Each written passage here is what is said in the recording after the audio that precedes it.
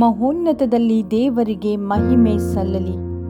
ಪವಿತ್ರ ಬಲಿಪೂಜೆಯ ದೈವವಾಕ್ಯ June 24 ಸೋಮವಾರ, ಸಾಧಾರಣ ಕಾಲದ 12ನೆಯ ವಾರ. ಪ್ರವಾದಿ ಯೆಶಾಯನ ಗ್ರಂಥದಿಂದ ವಾಚನ. ಕಿವಿಗೊಡಿ ನನ್ನ ದ್ವೀಪ ನಿವಾಸಿಗಳೇ, ಆಲಿಸಿ ನನ್ನನ್ನು ದೂರದ ಜನಾಂಗಗಳೇ. ಸರ್ವೇಶ್ವರ ಕರೆದ ನಿನ್ನನ್ನು ಗರ್ಭದಲ್ಲಿದ್ದಾಗಲೇ, ಹೆಸರಿಟ್ಟ ನಿನಗೆ ನಾನು ತಾಯಿಯ ಉದರದಲ್ಲಿದ್ದಾಗಲೇ, ಮಾಡಿದನು ನನ್ನ ನುಡಿಯನ್ನು ಹರಿತವಾದ ಖಡ್ಗವನ್ನಾಗಿ, ಮುಚ್ಚಿಟ್ಟಿಹನು ನನ್ನನ್ನು ತನ್ನ ಕರದ ನೆರಳಿನಲ್ಲಿ, ರೂಪಿಸಿಹನು ನನ್ನನ್ನು ಚೂಪಾದ ಬಾಣವನ್ನಾಗಿ, ಬಚ್ಚಿಟ್ಟಿಹನು ನನ್ನನ್ನು ತನ್ನ ಬತ್ತಳಿಕೆಯಲ್ಲಿ. ಆತ ನಿನಗೆ ಇಂತೆಂದ, ನೀನೆನ್ನ ದಾಸ, ನನ್ನ ಮಹಿಮೆ ಬೆಳಗಿಸುವ ಇಸ್ರಾಯೇಲ. ಇಂತೆಂದುಕೊಂಡೆ ನಾನಾಗ, ವ್ಯರ್ಥವಾಯಿತು ನನ್ನ ಸಾಮರ್ಥ್ಯವೆಲ್ಲ, ಶೂನ್ಯವಾಗಿ ಹೋಯಿತು ನನ್ನ ಶಕ್ತಿಯೆಲ್ಲ. ನನಗೆ ದೊರಕುವುದು ನ್ಯಾಯ ಸರ್ವೇಶ್ವರನ ಕೈಯಲ್ಲೇ, ನನಗೆ ಬರುವುದು ಬಹುಮಾನ ಆ ದೇವರಿಂದಲೇ. ಯಾಕೋಬ್ಯರನ್ನು ತನ್ನ ಬಳಿಗೆ ಕರೆತರಲು, ಇಸ್ರಾಯೇಲರನ್ನು ತನ್ನೊಂದಿಗೆ ಸೇರಿಸಿಕೊಳ್ಳಲು ನನ್ನ ದಾಸನನ್ನಾಗಿ ನನ್ನ ರೂಪಿಸಿದನು. ತಾಯ ಗರ್ಭದಲ್ಲಿದ್ದಾಗಲೇ ಮಾಡಿದನಿದನು. ಸನ್ಮಾನ್ಯನು ನಾನು ಸರ್ವೇಶ್ವರನ ದೃಷ್ಟಿಯಲ್ಲಿ, ನನ್ನ ಶಕ್ತಿ ಸಾಮರ್ಥ್ಯ ಇರುವುದು ಆ ದೇವರಲ್ಲಿ. ಮತ್ತೆ ಆತ ಇಂತೆಂದನು ನನಗೆ, ಮಹತ್ ಕಾರ್ಯವೇನೂ ಅಲ್ಲ ನನ್ನ ದಾಸನಾದ ನಿನಗೆ ಕುಲಗಳನ್ನು ಉದ್ಧರಿಸುವ ಮಾತ್ರಕ್ಕೆ, ಇಸ್ರಾಯೇಲರಲ್ಲಿ ರಕ್ಷಿತರಾದವರನ್ನು ಮರಳಿ ಬರಮಾಡುವ ಮಾತ್ರಕ್ಕೆ ನೇಮಿಸಿರುವೆನು ನಿನ್ನನ್ನು ಜ್ಯೋತಿಯನ್ನಾಗಿ ಸರ್ವಜನಾಂಗಗಳಿಗೆ, ನನ್ನ ರಕ್ಷಣೆ ವ್ಯಾಪಿಸಿರುವಂತೆ ಮಾಡಲು ಜಗದ ಕಟ್ಟ ಕಡೆಯವರೆಗೆ. ಪ್ರಭುವಿನ ವಾಕ್ಯ. ದೇವರಿಗೆ ಕೃತಜ್ಞತೆ ಸಲ್ಲಲಿ. ಶ್ಲೋಕ. ನಿನಗೆ ವಂದನೆ, ನೀ ನನ್ನ ಭಯಭಕ್ತಿಗೆ ಪಾತ್ರ, ನಿನ್ನ ಕೃತ್ಯಗಳು ಅದ್ಭುತಕರ ಹಾಗೂ ವಿಚಿತ್ರ. ಪ್ರಭು, ಪರಿಶೋಧಿಸಿರುವೆ ನೀ ನನ್ನನ್ನು, ನೀ ಅರಿತುಕೊಂಡಿರುವೆ ಅಂತರಂಗವನು. ನಾ ಕೂರುವುದು ಏಳುವುದು ನಿನಗೆ ಗೊತ್ತಿದೆ, ನನ್ನ ಆಲೋಚನೆ ದೂರದಿಂದಲೇ ನಿನಗೆ ತಿಳಿದಿದೆ. ನನ್ನ ನಡೆಯನು ನಿದ್ರೆಯನು ನೀ ಬಲ್ಲಾತ, ನನ್ನ ನಡತೆ ಎಲ್ಲವೂ ನಿನಗೆ ಸುಪರಿಚಿತ. ಶ್ಲೋಕ. ನಿನಗೆ ವಂದನೆ, ನೀ ನನ್ನ ಭಯಭಕ್ತಿಗೆ ಪಾತ್ರ, ನಿನ್ನ ಕೃತ್ಯಗಳು ಅದ್ಭುತಕರ ಹಾಗೂ ವಿಚಿತ್ರ. ನನ್ನ ಅಂತರಂಗವನ್ನು ಉಂಟು ಮಾಡಿದಾತ ನೀನು, ತಾಯ ಗರ್ಭದಲ್ಲೇ ನನ್ನ ರೂಪಿಸಿದಾತ ನೀನು. ನಿನಗೆ ವಂದನೆ, ನೀ ನನ್ನ ಭಯಭಕ್ತಿಗೆ ಪಾತ್ರ, ನಿನ್ನ ಕೃತ್ಯಗಳು ಅದ್ಭುತಕರ ಹಾಗೂ ವಿಚಿತ್ರ. ನಿನಗೆ ವಂದನೆ, ನೀ ನನ್ನ ಭಯಭಕ್ತಿಗೆ ಪಾತ್ರ, ನಿನ್ನ ಕೃತ್ಯಗಳು ಅದ್ಭುತಕರ ಹಾಗೂ ವಿಚಿತ್ರ. ನನ್ನ ಅಸ್ಥಿಪಂಜರವನ್ನು ರೂಪಿಸುವಾಗ, ತಾಯ ಗರ್ಭದಳು ಅಚ್ಚರದಿ ರಚಿಸುವಾಗ, ಗುಟ್ಟಾಗಿ ನಾನಲ್ಲಿ ಬೆಳೆಯುತ್ತಿದ್ದಾಗ ಮರೆಯಾಗಿರಲಿಲ್ಲ ನಾನು ನಿನಗಾಗ. ಶ್ಲೋಕ.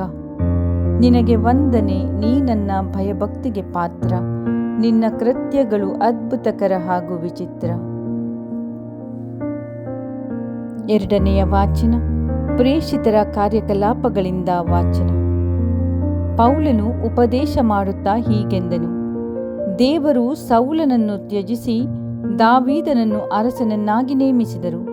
ಇವನ ಬಗ್ಗೆ ದೇವರು, ಜೆಸ್ಸೆಯನ ಮಗ ದಾವೀದನು ನನಗೆ ಮೆಚ್ಚುಗೆಯಾದ ವ್ಯಕ್ತಿ, ಇವನು ನನ್ನ ಆಶೆ ಆಕಾಂಕ್ಷೆಗಳನ್ನೆಲ್ಲ ಪೂರೈಸುವನು ಎಂದು ತಮ್ಮ ಒಪ್ಪಿಗೆಯನ್ನು ಸೂಚಿಸಿದರು. ಈ ದಾವೀದನ ಸಂತತಿಯಿಂದಲೇ ದೇವರು ತಮ್ಮ ವಾಗ್ದಾನದ ಪ್ರಕಾರ ಇಸ್ರಾಯೇಲ್ ಜನರಿಗೆ ಒಬ್ಬ ಉದ್ಧಾರಕನನ್ನು ಕಳುಹಿಸಿದರು. ಇವರೇ ಯೇಸು.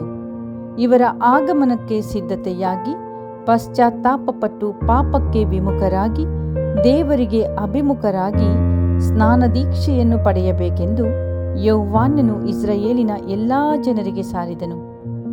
ಯೋಹಾನನು ತನ್ನ ನಿಯೋಗವನ್ನು ಪೂರೈಸುತ್ತಿದ್ದಂತೆ ಜನರಿಗೆ, ನಾನು ಯಾರೆಂದು ನೀವು ನೆನೆಸುತ್ತೀರಿ?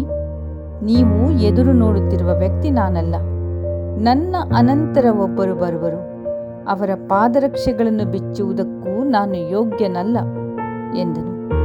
ನನ್ನ ಸಹೋದರರೇ, ಅಬ್ರಹಾಮನ ಸಂತತಿಯವರೇ ಮತ್ತು ದೇವರಲ್ಲಿ ಭಯಭಕ್ತಿಯುಳ್ಳ ಇನ್ನಿತರರೇ, ಈ ಜೀವೋದ್ಧಾರದ ಸಂದೇಶವನ್ನು ಕಳುಹಿಸಿರುವುದು ನಮಗಾಗಿಯೇ. ಪ್ರಭುವಿನ ವಾಕ್ಯ. ದೇವರಿಗೆ ಕೃತಜ್ಞತೆ ಸಲ್ಲಲಿ. ಘೋಷಣೆ. Hallelujah, hallelujah.